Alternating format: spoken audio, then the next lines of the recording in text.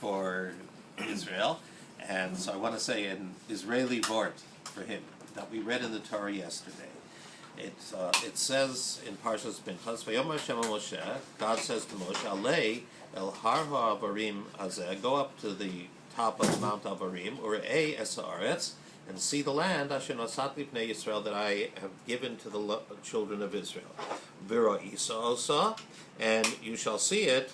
And I'm leaving out the end of the pasuk because Moshe is told that he's died. But we don't want to mention that over here.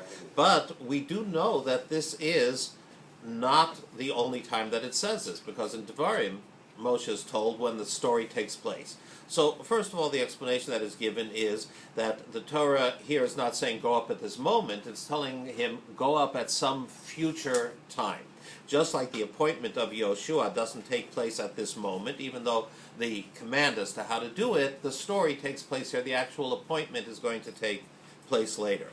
But still, it says in the pasuk two things. It says that you should go up to this mountain, ure'ei es haaretz, see the land, and then it says afterwards in the next sentence, v'ro'isa osa, and you shall see it. Obviously, the question is, why twice does it say seeing over here?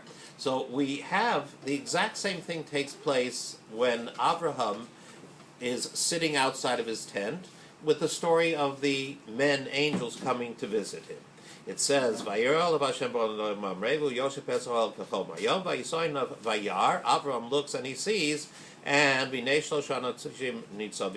are three people standing there. Vayar, and he sees, and he runs to greet them.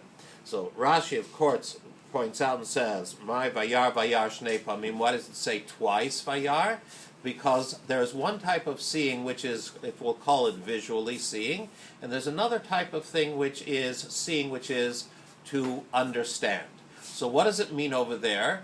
Abraham sees people standing there. Fine, he looks out, he gazes, he sees. And then, though, he understands that because they're standing there and they're not moving, like they're waiting for an invitation. So Vayar, the second time, is he understood.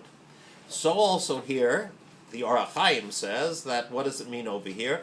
One is to see the land, the other is to get the deeper appreciation and feeling and understanding of the land. That's why it says it twice over here.